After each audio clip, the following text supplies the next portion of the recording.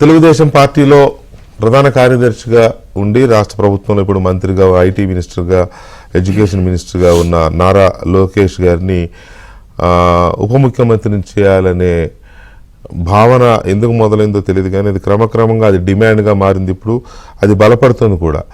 4-5 రోజుల క్రితం పార్టీ అధికార ప్రతినిధిగా ఉన్న మహాసేన రాజేష్ ఒక వీడియో రిలీజ్ చేయడం, దాని తర్వాత అది మెల్లమెల్లగా కార్యకర్తల్లోకి స్ప్రెడ్ అయింది. ఆ తర్వాత ఇవాళ పార్టీ సీనియర్ నేత, పొలిట్ బ్యూరో సభ్యుడు శ్రీనివాస్ రెడ్డి గారు కడపలో చంద్రబాబు నాయుడు గారి పర్యటన సందర్భంగా చంద్రబాబు నాయుడు గారి సమక్షంలోనే వేదిక మీద ఆయన కూడా అదే డిమాండ్ చేశారు. అడగడం తప్పైతే మన్నించండి అంటూనే 3వ తరం నాయకుడిగా ఎదుగుతున్న లోకేష్ని డిప్యూటీ సీఎం చేయాలి అని చెప్పి ఆయన ఒక పొలిట్ బ్యూరో సభ్యుడిగా ఉండి తన మనసులో మాట బయటపెట్టడం. ఇప్పుడు నా డిబేట్లో డిప్యూటీ స్పీకర్గా ఉన్న రఘురామకృష్ణరాజు గారు కూడా అది నా మనసులో కూడా అదే కోరిక ఉంది, అది సబబైన కోరిక, నేను మద్దతు ఇస్తున్నదని ఆయన అనడం, ఇది క్రమక్రమంగా ఈ డిమాండ్ బలపడుతోంది. దీనివల్ల ఎందుకు ఇది వస్తోంది, ఈ డిమాండ్ ఎందుకు వస్తోంది? లోకేష్ డిప్యూటీ సీఎం చేయాలి, ఒకవైపు తండ్రి సీఎంగా ఉండగా కొడుకును డిప్యూటీ సీఎం చేయడం అనేది మన డెమోక్రసీలో అంత సబబైన పనిగా ఉంటుందా? ఎంతవరకు దీన్ని ప్రజాస్వామికవాదులు యాక్సెప్ట్ చేస్తారు? కార్యకర్తలు యాక్సెప్ట్ చేయొచ్చు, కార్యకర్తలకి ప్రాంతీయ పార్టీలు పెద్ద ఇదేమీ వింతపోకడం కాదు, ప్రాంతీయ పార్టీలు చాలా ఇదిగా ఉంటాయి, కుటుంబ పార్టీలాగా ఉంటాయి. కాబట్టి అది ప్రజలు, కార్యకర్తలు యాక్సెప్ట్ చేసినప్పుడు దేనికైనా ఆమోద ముద్ర ఉంటుంది, అది ఆమోదయోగ్యమే. పైగా పనిచేసే వాళ్ళు ఏ పదవిలో ఉన్న నాయకులుగా పనిచేసే వాళ్ళు ఏ పదవిలో ఉన్నా వాళ్ళు ప్రజలు గుర్తిస్తారు వాళ్ళని. సో లోకేష్ విషయానికి వచ్చేసరికి ఇక్కడ ఒక చిన్న ఇష్యూ ఉంది. ఇది కూటమి ప్రభుత్వం. తెలుగుదేశం పార్టీ అత్యధిక స్థానాలున్నా, జనసేనకి కొంచెం తక్కువ స్థానాలున్నా, పవన్ కళ్యాణ్ గారు చాలా హార్డ్ వర్క్ చేసిన ఎలక్షన్లో ఇప్పుడు చేసి చంద్రబాబు నాయుడు గారు జైల్లో ఉన్నప్పుడు పూర్తి మద్దతు ప్రకటించి తీసుకొచ్చిన ఆ ప్రభుత్వం, అందరూ కలిసి తెచ్చుకున్న ప్రభుత్వం, ప్రజలు పూర్తి స్థాయిలో స్వాగతించారు ఈ కూటమిని. స్వాగతించిన పరిస్థితుల్లో పవన్ కళ్యాణ్ డిప్యూటీ సీఎంగా ఉన్నారు ఇప్పుడు. సో ఇప్పుడు మళ్ళీ లోకేష్ని డిప్యూటీ సీఎం చేయడం అనేది ఏమో రఘురామకృష్ణరాజు గారు, పవన్ కళ్యాణ్ గారు కూడా స్వాగతిస్తారనే అభిప్రాయాన్ని, బీజేపీ కూడా స్వాగతిస్తుంది అనే అభిప్రాయాన్ని వ్యక్తం చేశారు. కానీ మరి రాజకీయాల్లో ఎలాంటి అభిప్రాయాలు వస్తాయనేది మనకు తెలియదు. కానీ ఇది ఎంతవరకు ఒక మంచి మూవ్ అవుతుంది, ఎంతవరకు ఇది సాధ్యమయ్యే పని అనేది మనం చర్చిద్దాం. చర్చలో మనతో సీనియర్ జర్నలిస్ట్ విక్రమ్ పూలా గారు ఉన్నారు, అలాగే తెలుగుదేశం పార్టీ పొలిట్ బ్యూరో సభ్యులు శ్రీనివాస్ రెడ్డి గారు ఉన్నారు, అండ్ అధికార ప్రతినిధి మహాసేన రాజేష్ కూడా మనతో చర్చలో ఉన్నారు. ముందుగా రాజేష్ గారితో మాట్లాడదు, ఎందుకంటే ఆయన ముందు దీన్ని కెలికిన వనాలో దీన్ని ఏమన్నారో నాకు తెలియదు. కానీ మొత్తానికి అయితే రాజేష్, అసలు ఎందుకు మీకు ఈ ఆలోచన వచ్చింది? అంటే అంతకుముందు మీరు ఎక్కడైనా ఈ చర్చ విన్నారా పార్టీలో? ఎందుకు మీ దీంట్లో వీడియో పెట్టాల్సి వచ్చింది మీ ఛానల్లో? సార్, ముందుగా వికే గారు, మీకు, రఘురామరాజు గారికి, అలాగే ఈరోజు చంద్రబాబు నాయుడు గారి ముందే ఈ కార్యకర్తల ఆకాంక్షను తెలియజేసిన శ్రీనివాస్ రెడ్డి గారికి, అలాగే చాలా గట్టిగా చెప్పడం కూడా చెప్పారు. మీ అందరూ కూడా హృదయపూర్వక నమస్కారాలండి. అయితే నేను ఇది అడిగేటప్పుడు వికే గారు, ఇది ఇంత పెద్ద ఇష్యూ అవుతుంది, ఇంత చర్చ అవుతుంది అని అనుకోలేదండి. ఎందుకంటే ఇది మా పార్టీ అంతర్గత విషయం. అంటే మా పార్టీకి సంబంధించి యువ నాయకుడు ముందుకు వస్తే ఇంకా కేడర్లో ఉత్సాహం వస్తుంది. లోకేష్ గారు బయట కనిపించట్లేదు ఎక్కువండి, ప్రజా దర్బార్లో ఉంటున్నారు, లేదా ఉండవల్లి, మంగళగిరికి మాత్రమే పరిమితం అయ్యారు. నిజానికి ఆయన్ని చూసి పార్టీలోకి వచ్చిన వాళ్ళు మేమందరం 2019 నుంచి 24 దాకా అంటే అదొక అగ్నిగుండం లాంటి సమయం. ఆ సమయంలో కూడా మాట్లాడితే కేసులు పెట్టి మనుషులు లేపేసే పరిస్థితిలో కూడా మేము తెలుగుదేశం పార్టీలోకి వచ్చామంటే నారా లోకేష్ గారిని, ఆయన నాయకత్వం మీద ఉన్న నమ్మకంతోనే వచ్చాం. తీరా ఇప్పుడు ప్రభుత్వం వచ్చింది, ఇన్ని నెలలయ్యి, ఏది మా నాయకుడు ఎక్కడున్నాడో అని ఆలోచిస్తుంటే ఆయనకి కొంచెం ప్రాధాన్యత తగ్గుతుందేమో. ఎందుకంటే ఆయన ఆ రోజున యువగాళం పాదయాత్ర ఇంత మందిలో జోష్ తీసుకొచ్చింది మాకు. ఆయన అలాగే యాక్టివ్ గా ఉంటే చంద్రబాబు నాయుడు గారు కూడా మీ నాయకుడే కదా, చంద్రబాబు నాయుడు గారు కూడా మీ నాయకుడు అయినప్పుడు లోకేష్ గారికి ప్రాధాన్యత తగ్గిందని మీకు ఎందుకు అనిపించింది? నేను అలా అంటలేదండి, చంద్రబాబు నాయుడు గారు మా నాయకుడే అండి. అయితే ఇక్కడ ఇప్పటిదాకా మీరు చరిత్ర తీయండి, వైఎస్ రాజశేఖర రెడ్డి గారు జగన్మోహన్ రెడ్డిని పరిచయం చేసేటప్పుడు ఇంత అడావిడి చేసి ఉండకపోవచ్చు, ఎవరో ఇంత ప్రశ్నించి ఉండకపోయి ఉండొచ్చు. చాలా మంది ఇలాగే వారసులు వచ్చారు. కానండి ఒక్క లోకేష్ గారి విషయంలో మాత్రమే ఇంత ఎందుకు పెడుతున్నారు, చంద్రబాబు నాయుడు గారు కూడా ఇంత ఎందుకు లేట్ చేస్తున్నారు, ఎందుకు హడావిడి చేస్తున్నారంటే తెలుగుదేశం పార్టీ పతనాన్ని చాలా మంది కోరుకుంటున్నారండి. లోకేష్ గారు కూడా ఈ ఎలక్షన్ కన్నా ముందు ఆయనకు సాఫ్ట్ బ్యాక్గ్రౌండ్ ఉండటంతో చాలా మందికి ఆశలు చిగురించాయి. ఇక చంద్రబాబు నాయుడు గారి తదనంతరం ఈ పార్టీ అయిపోతుంది, ఇక ఆ స్థానాన్ని మేము వెళ్ళొచ్చని జగన్మోహన్ రెడ్డి లాంటి వాళ్ళు కొంతమంది అనుకుని ఉండొచ్చు. కానీ వాళ్ళందరికీ అనుకున్నారు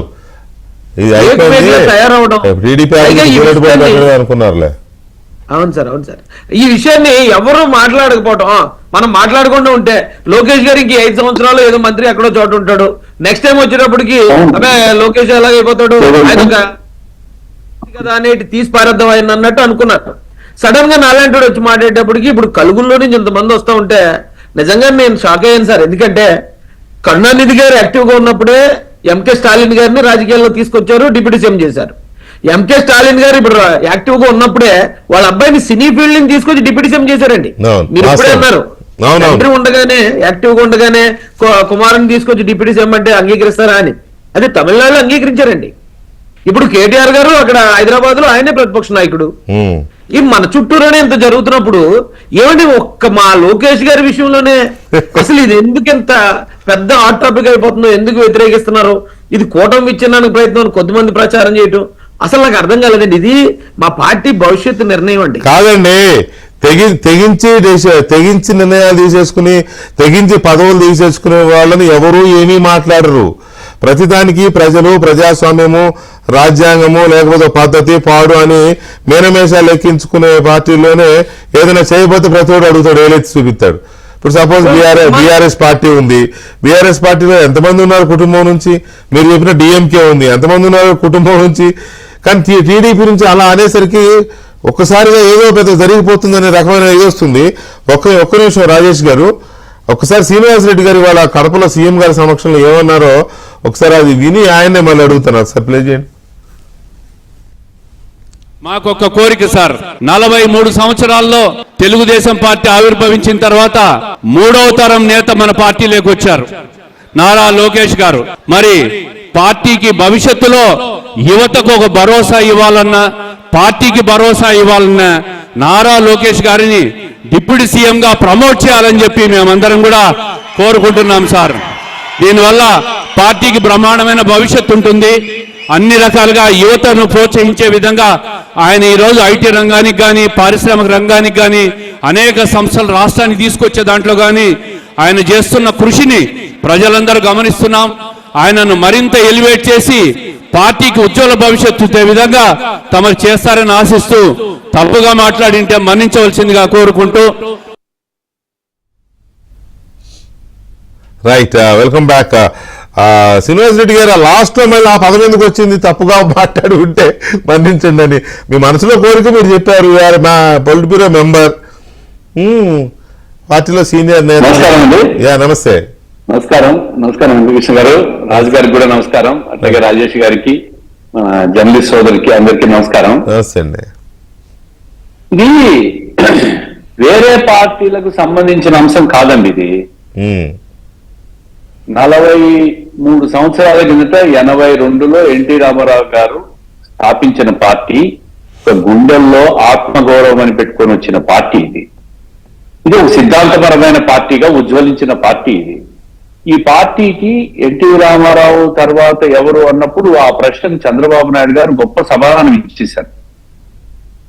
ఎన్టీ రామారావు సంక్షేమాన్ని తీసుకొస్తే చంద్రబాబు నాయుడు గారు అభివృద్ధిని, రెండు కలిపి అభివృద్ధిని కూడా ముందుకు తీసుకుపోయాడు. ఈ రోజు మరింత పదులు పెట్టి పార్టీకి టెక్నాలజీని అనుసంధానం చేసి నారా లోకేష్ గారు కూడా ఈ పార్టీకి కానీ రాష్ట్రానికి కానీ ఎంతో కృషి చేస్తున్నారు.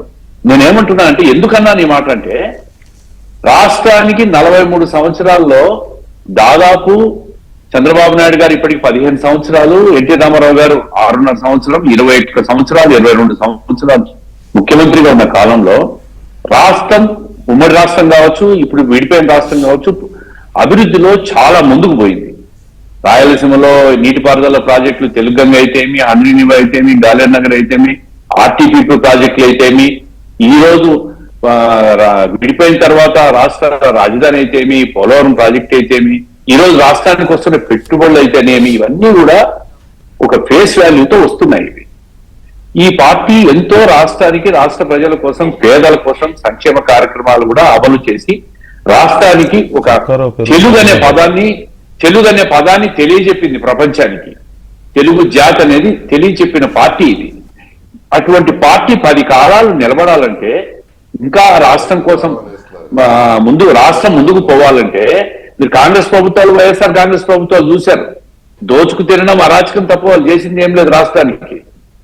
తెలుగుదేశం ప్రభుత్వం వచ్చిన తర్వాత చెప్పుకుంటా పోతే ఎన్ని అభివృద్ధి కార్యక్రమాలు 22 సంవత్సరాల్లో అన్ని కార్యక్రమాలు జరిగాయి. సైబరాబాద్ అంటే ఏంటి? ఇంటర్నేషనల్ ఎయిర్పోర్ట్ ఏంది? రింగ్ రోడ్ అనేది దేశానికి తెలుసా? చంద్రబాబు నాయుడు గారు ప్లాన్ చేయకముందు ఈ భారతదేశంలో రింగ్ రోడ్ అనేది ఉందా? అంత పెద్ద ఎత్తున ఈ పార్టీలో ఉన్న నాయకులు అభివృద్ధి చేసిన తర్వాత ఈ పార్టీని నిలబడాల్సిన భవిష్యత్తులో నెక్స్ట్ 30-40 ఇయర్స్ ఈ పార్టీ బలంగా ఉండాల్సిన అవసరం ఉంది. ఈ పరిస్థితుల్లో 3వ తరం నేత, ఒక యువ నాయకుడు ఈ పార్టీని అధికారంలోకి తీసుకొచ్చేదానికి 10 నెలలు పాదయాత్ర చేసి 3,000 కిలోమీటర్లు పాదయాత్ర చేసి ఎంతో కష్టపడి పార్టీని బతికించి ప్రతి కార్యకర్తకి ఈరోజు అండగా ఉన్నాడు నారా లోకేష్ గారు. ఈ దేశంలో ఎక్కడైనా 5 లక్షల రూపాయలు, 100 రూపాయలకు 2 సంవత్సరాల ప్రమాద బీమా ఇచ్చిన పార్టీ ఈ దేశంలో ఏ రాజకీయ పార్టీ అన్నా ఉందండి? కార్యకర్తల కోసం కానీ, ప్రజల కోసం కానీ. ఇదొక్క తెలుగుదేశం పార్టీనే సాధ్యమైంది. దానికి టెక్నాలజీ జోడించి నారా లోకేష్ గారి కృషి కాదా ఇది?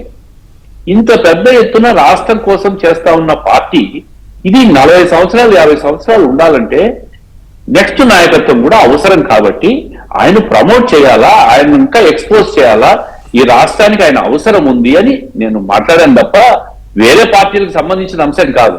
2-3 ఉదాహరణలు చెప్తాను నేను. అసలు కాంగ్రెస్ పార్టీ ఏంటండి? జవహర్లాల్ నెహ్రూ, ఇందిరాగాంధీ, రాజీవ్ గాంధీ, ఈరోజు రాహుల్ గాంధీ. వేరే వాళ్ళు ఎవరన్నా ఆ పార్టీకి ఫేస్ వాల్యూ ఉందా వేరే వాళ్ళ వల్ల? షేక్ అబ్దుల్లా, ఫరూక్ అబ్దుల్లా, ఒమర్ అబ్దుల్లా కాశ్మీర్లో అదే నేషనల్ కాన్ఫరెన్సే ఉంది. తమిళనాడులో కరుణానిధి గారు, ఆ తర్వాత ఈరోజున్న స్టాలిన్ గారు, ఆయన కుమారుడు ఉదయగిరి స్టాలిన్ ఈరోజు డిప్యూటీ సీఎం, ఆయన సీఎం గా ఉండగానే ఎన్ని చోట్ల నెక్స్ట్ తరాల వాళ్ళు ఆ పార్టీని కాపాడుకుంటూ ఒక కారణం కోసం, వాళ్ళ రాష్ట్రాల అభివృద్ధి కోసం, వాళ్ళేం రాజకీయంగా బతుకు తెరువు కోసం కాదు, అది రాష్ట్రాన్ని అభివృద్ధి చేయాలా. పార్టీని నమ్ముకున్న ఎంతో మంది మాలాంటి నాయకులు కావచ్చు, కింద స్థాయి కావచ్చు, కార్యకర్తలు కావచ్చు, ఎంతో మంది పార్టీని నమ్ముకొని పార్టీ కోసం ఏ స్వార్థం లేకుండా పనిచేస్తున్న వాళ్ళందరినీ కాపాడాలంటే నెక్స్ట్ యువ నాయకత్వం కూడా అవసరం. కాబట్టి ఆయన ప్రమోట్ చేయాలని మీ అభిమతాన్ని కానీ లేకపోతే మీ కోరికను కానీ తప్పుపట్టడం లేదు. మీ పార్టీ వ్యవహారం, పార్టీలో కార్యకర్తలుగా ఉన్న వాళ్ళు, లేకపోతే రాజేష్ గారు లాంటి వాళ్ళు, లేకపోతే మీలాంటి సీనియర్ నాయకులు కోరుకోవడం ఇలా ఉంటే బాగుంటుందని అనుకోవడంలో తప్పు లేదు. కానీ ఇక్కడ ఈక్వేషన్స్ పరంగా చూసినప్పుడు మంత్రివర్గ కూర్పులో కానీ లేకపోతే ఇతరత్ర వచ్చినప్పుడు చాలా కసరత్తు చేస్తారు. ప్రత్యేకించి ఇలాంటి సంకీర్ణ ప్రభుత్వాల్లో ఇంకా ఎక్కువ ఇది ఉంటుంది. నిజానికి మీది ఇండివిజువల్ గా మెజార్టీ ఉన్నా కూడా ఆ మిత్రధర్మానికి కట్టుబడి అందరూ కూటమి ప్రభుత్వాన్ని ఏర్పాటు చేశారు. కూటమి ప్రభుత్వంలో నంబర్ 2గా ఉండాలనేది పవన్ కళ్యాణ్ గారికి ఉద్దేశంతో పవన్ కళ్యాణ్ గారికి డిప్యూటీ సీఎం ఆఫర్ చేశారు కదా. సో ఇప్పుడు మళ్ళీ ఆ ఈక్వేషన్స్ ని ఎలా బ్యాలెన్స్ చేసుకుంటారు? అసలు చంద్రబాబు నాయుడు గారి మధ్యలో ఏముంది, ఇది కూడా చర్చిద్దాం. విక్రమ్ గారు, ఈ డిమాండ్ ని విశ్లేషించమంటే ఎలా, ఇది పాజిబులేనా? అంటే ఒకటండి, మన శ్రీనివాసరెడ్డి గారు చెప్పిన దాంట్లో ఒక పాయింట్ ఉంది. అసలు ఎన్టీ రామారావు గారే ఈరోజు ఆయన వర్ధంతి. కరెక్ట్. తెలుగుదేశం పార్టీని స్థాపించిన ఎన్టీ రామారావు గారే ఒక దశలో ఏమన్నారంటే చాలా నిర్వేదంగా, నాతో పుట్టిన పార్టీ నాతోనే గతిస్తుందేమో అన్నారు. ఆయన కూడా ఊహించాల నిలబడుతుంది పార్టీ అని, నిలబడుతుంది, నాతో పుట్టింది నాతోనే గతిస్తుందేమో అని ఓపెన్ స్టేట్మెంట్. అది ఈవెన్ పేపర్లన్నింటిలో కూడా రిపోర్ట్ అయింది, వచ్చింది. కానీ ఈ పార్టీని నిలబెట్టింది చంద్రబాబు నాయుడు గారు. ఆయన పార్టీలో జాయిన్ అయింది 83లో. 83 నుంచి ఆయన మళ్ళీ ఎప్పుడు కంటెస్ట్ చేశాడు? 89లో కంటెస్ట్ చేశారు. అంటే దాదాపుగా 83 నుంచి 89 దాకా 6 ఇయర్స్ పాటు ఆయన పార్టీ కోసం శ్రమించాడు. ఆయన పార్టీని బిల్డప్ చేశారు జనరల్ సెక్రటరీగా. ఆ పార్టీని బిల్డప్ చేయడానికి ఆయన అనేక రకాలైనటువంటి ఎక్సర్సైజెస్, శిక్షణా కార్యక్రమాలు, తర్వాత ప్రతి నియోజకవర్గంలో చాలా చురుగ్గా ప్రభాత్మకమైన ఇవన్నీ రకరకాల అది అదే అదే పెద్ద పుస్తకం రాయొచ్చు యాక్చువల్లీ చెప్పాలంటే. అట్లాగే ఆయన బిల్డప్ చేశాడు. బిల్డప్ చేసి పార్టీని అంత పటిష్టవంతంగా 89లో పార్టీ ఓడిపోయినప్పటికీ కూడా మళ్ళీ తిరిగి అపోజిషన్ రోల్ ఆయన ప్లే చేసి, ఎందుకంటే ఎన్టీ రామారావు గారు 92లో అసెంబ్లీ నుంచి ఆయన అబ్స్టైన్ అయ్యాడు. అప్పుడు ఆయనకు అవమానం జరిగితే నేను అసెంబ్లీకి రానంటే అటు అసెంబ్లీ వర్క్ ఇటు పార్టీ వర్క్ రెండూ చేసుకుంటా మళ్ళీ 94లో తిరిగి ఆయన అధికారంలోకి రావడానికి ఎన్టీ రామారావు గారు ఎంత ప్లే చేశారో ఈక్వల్లీ ఇంపార్టెంట్ రోల్ చంద్రబాబు గారు తెర వెనుక నుండి చేశారు. అయితే అప్పుడు వచ్చినటువంటి సంక్షోభం మనందరికీ తెలుసు, లక్ష్మీభారతి గారి రూపంలో. ఆ సంక్షోభంలో కూడా ఆయన పార్టీ కార్యకర్తల మనోభావాలకు అనుగుణంగానే ఆయన పార్టీ అధ్యక్ష పదవిని, ముఖ్యమంత్రి పదవిని కూడా తీసుకున్నారు. అప్పుడు కూడా ఇటువంటి డిమాండే వచ్చింది కార్యకర్తల నుంచి. ఇప్పుడు రాజేష్ గారు, శ్రీనివాసరెడ్డి గారు ఎట్లయితే చేశారో అట్లాంటి డిమాండ్ రావటం, పార్టీని రక్షించుకోవడానికి అనివార్య పరిస్థితుల్లో ఆయన ఎన్టీ రామారావు గారిని పక్కన పెట్టి ఆయన, మనకు ఇదంతా ఒక హిస్టరీ ఇది అంతా. అయితే మొన్న 2000 మనం చూసాం, 19లో పార్టీ ఓడిపోయిన తర్వాత పార్టీకి అనేక ఆటుపోట్లు ఎదురైనాయి. సరే అవన్నీ కూడా చేసిన తర్వాత ఇక లాస్ట్లో ఇంకా 1 year ఉందనగానే చంద్రబాబు నాయుడు గారిని అరెస్ట్ చేశారు. సో ఇప్పుడు లోకేష్ గారి ఎంట్రీ ఎప్పుడు జరిగిందంటే 2009లో జరిగింది.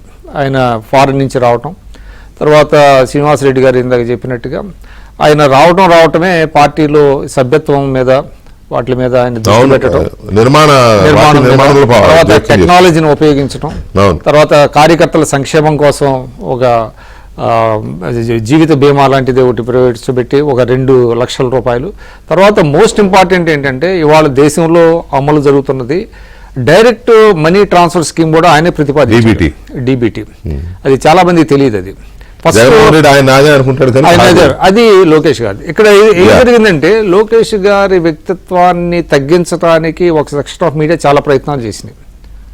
యాక్చువల్లీ చెప్పాలంటే అది ఒక కన్సర్టెడ్ ఎఫర్ట్ తో వెళ్ళారు, పనిగట్టుకుని section of media YCP batch కొంతమంది పనిగట్టుకొని చేయటం వల్ల ఆయన ఏం చేశారంటే టెంపరీగా హీ టుక్ బ్యాక్ సీట్ పార్టీలో ఫర్ వాట్ ఎవర్ రీజన్స్. ఆ తర్వాత ఏమైంది, అనివార్యంగా ఆయన బయటకు రావాల్సి వచ్చిన పరిస్థితి వచ్చింది. ఇది యువగాళం పాదయాత్ర. అంటే నాకు అనిపిస్తుంది ఆ యువగాళం, మీరు అన్న పాయింట్ కరెక్ట్.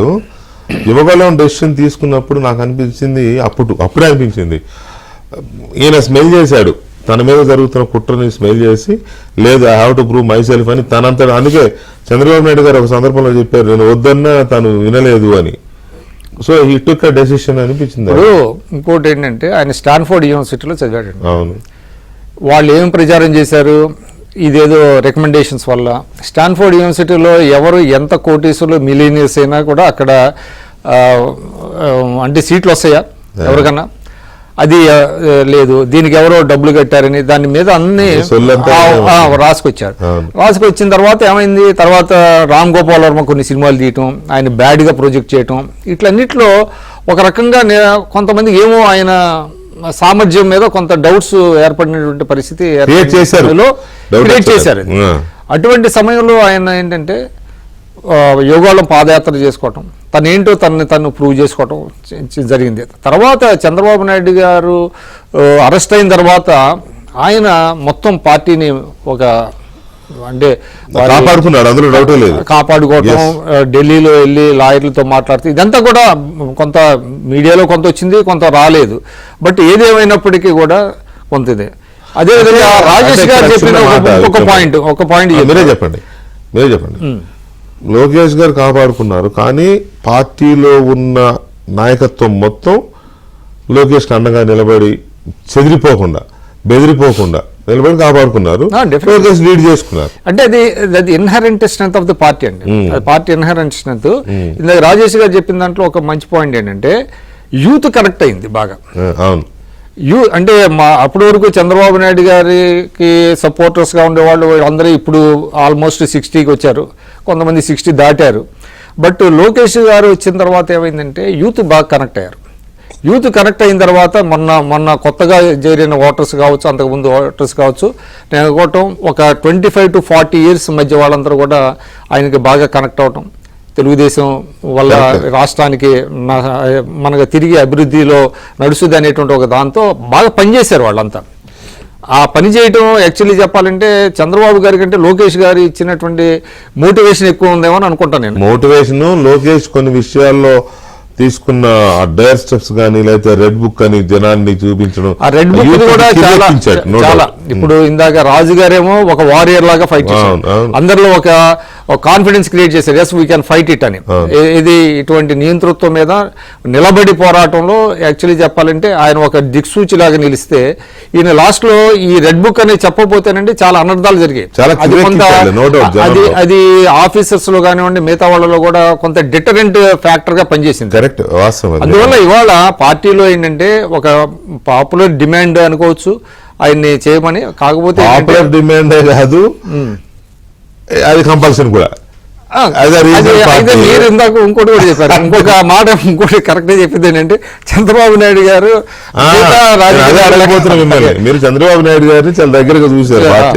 ఆయన ఏంటంటే అన్ని నాంచడము వెనక ముందు ఇవన్నీ ఉంటాయి. బట్ మరి ఈ డిమాండ్ విషయంలో ఈ పాపులర్ డిమాండ్ ఇది. తర్వాత ఇంకోటి ఏంటంటే డెఫినెట్ గా పార్టీ క్యాడర్లో వాళ్ళ పార్టీ క్యాడర్లో ఆయన్ని ఎక్కువగానే చూస్తున్నారు. లోకేష్ గారిని ఇప్పుడు ఉన్న జనరల్ జాతీయ అధికార ప్రతినిధి, ఇప్పుడు జనరల్ సెక్రటరీ ప్రధాన కార్యదర్శిగా ఉన్న దానికంటే ఇంకా ఎక్కువ నెక్స్ట్ అనేది చేస్తున్నారు. కాబట్టి ఇప్పుడు ఉన్నటువంటి పరిస్థితుల్లో మీరు అన్నట్టుగా ఇది పార్టీ ఇంటర్నల్ సమస్య, తెలుగుదేశం సమస్య.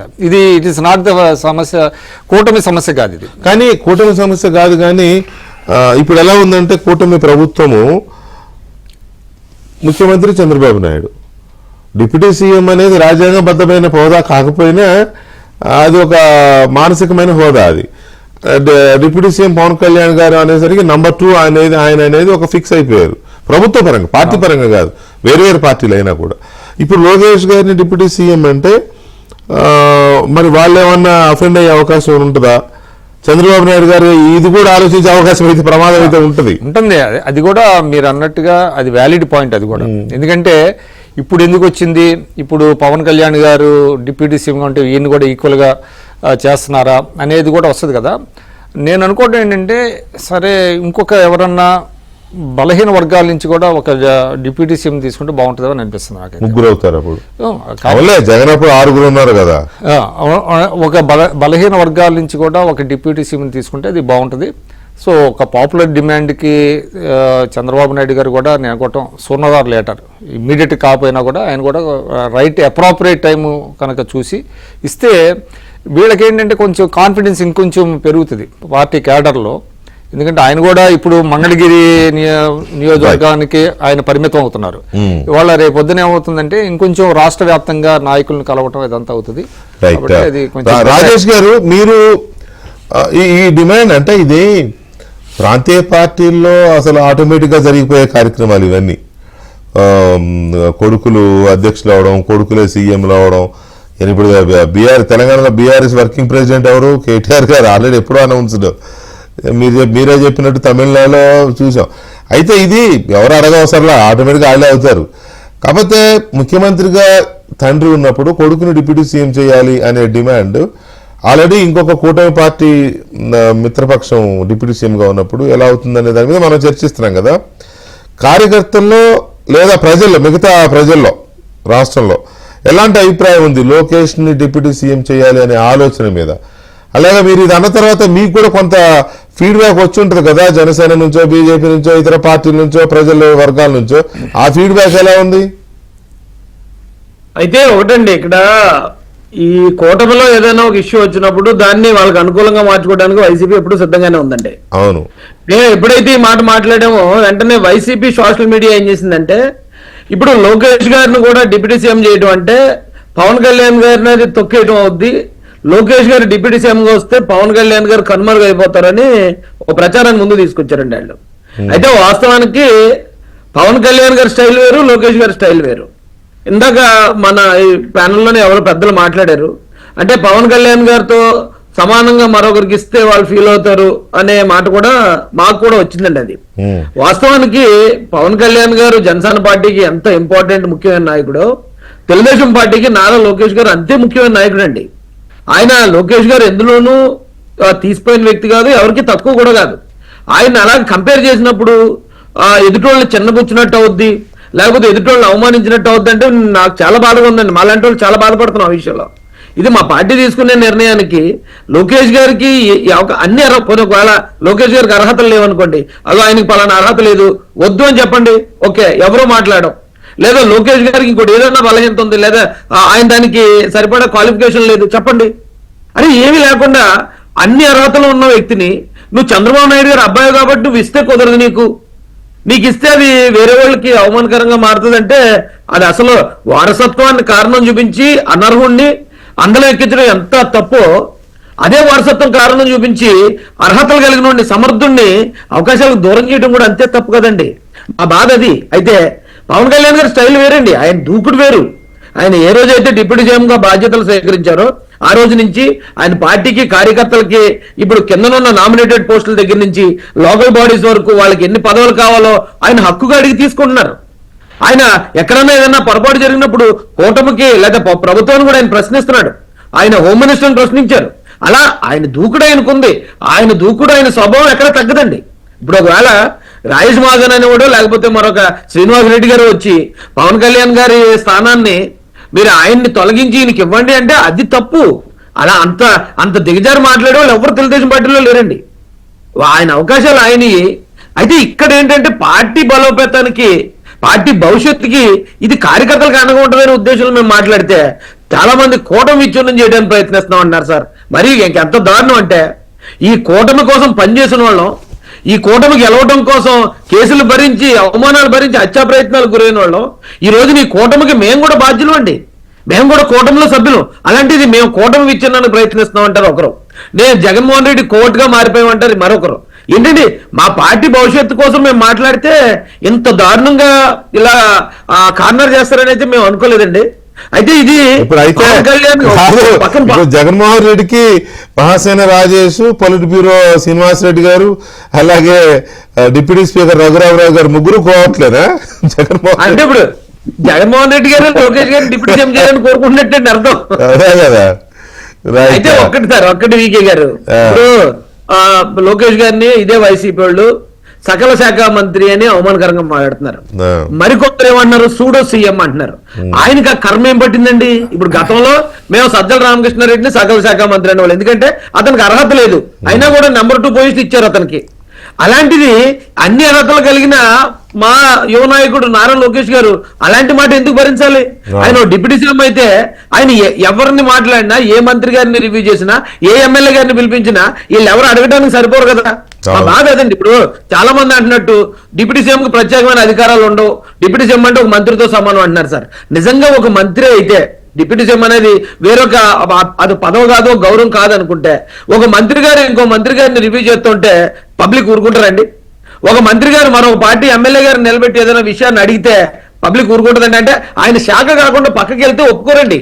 అదే ఈయన డిప్యూటీ సీఎం అయ్యారనుకోండి లోకేష్ గారు, ఆయన ఎక్కడికైనా వెళ్తారు, ఎవరినైనా రివ్యూ చేస్తారు, ఏం చేసినా మరొకటి ఎవడో ఆయన విమర్శించడానికి సరిపోడు. అర్హత కలిగిన వ్యక్తిని ఈ రోజున ఆయన అవకాశం ఆయనకి ఇవ్వకుండా ఆయన ఇలా అవమానకరంగా సూడో సీఎం అనిపించడం, సకల శాఖ మంత్రి అనిపించడం కూడా మాకు అవమానంగా ఉందండి. అది మా బాధ. రైట్. లేదు, అది మీరు మాట్లాడేది కొంత లాజికల్ గానే ఉంది. కాకపోతే ఒకటి వాస్తవం, డిప్యూటీ సీఎం కి ప్రత్యేకమైన అధికారాలే ఉండవండి. చీఫ్ మినిస్టర్ తర్వాత మంత్రులకు ఉంటాయి, అందరూ ఈక్వల్, ప్రత్యేక అధికారాలు ఉండవు డిప్యూటీ చీఫ్ మినిస్టర్. కాకపోతే ఏంటంటే రాష్ట్ర ప్రభుత్వాలు ఏదో ప్రోటోకాల్ పరంగా డిప్యూటీ సీఎం అనే ఉద్దేశంతో కాస్త కాన్వాయ్లో కారు ఎక్కువ పెట్టడం, ఇది తప్ప అధికారాలు. అయితే శ్రీనివాస్ రెడ్డి గారు, ఇప్పుడు కార్యకర్తలు లేకపోతే థర్డ్ లెవెల్ లీడర్షిప్ ఆలోచనలు ఒకలా ఉంటాయి. మీరు పొలిట్ బ్యూరో మెంబరు, అంటే పార్టీ అత్యున్నత విధాన నిర్ణాయక మండలి, మీరు చాలా కీలకమైన దీంట్లో ఉన్నారు కదా.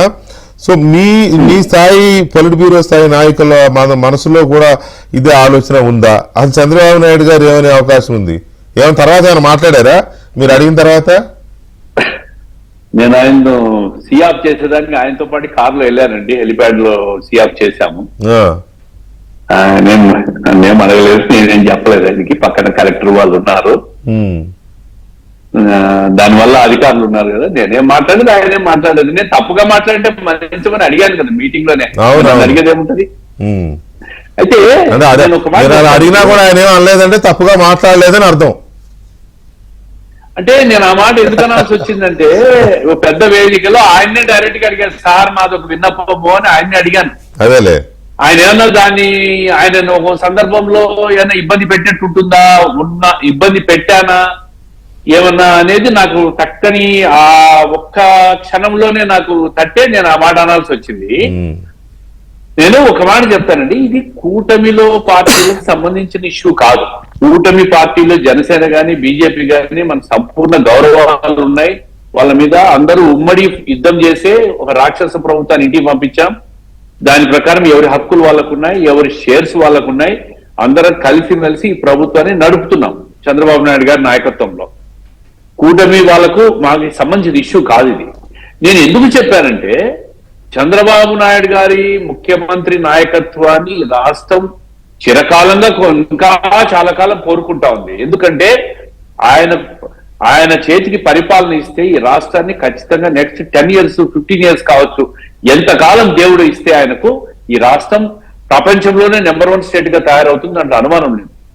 నేను ఎందుకు ఆ మాట అన్నానంటే, next 30-40 years down the line ఈ పార్టీకి ఒక బలమైన నాయకత్వం అవసరం కాబట్టి ఆయన ఈరోజు ఎలివేట్ చేయమని అడిగాను. ఇది సాంకేతికంగా చట్టబద్ధత ఉందా లేదా అనేది కాదు. నేను చిన్న ఉదాహరణ, 1999 నుంచి 2004 వరకు కేంద్రంలో ఎన్డీఏ ప్రభుత్వం అప్పటి వాజ్పేయి నాయకత్వంలో ఉంది. ఆ రోజు కూడా తెలుగుదేశం పార్టీ సంకీర్ణ భాగస్వామ్యం.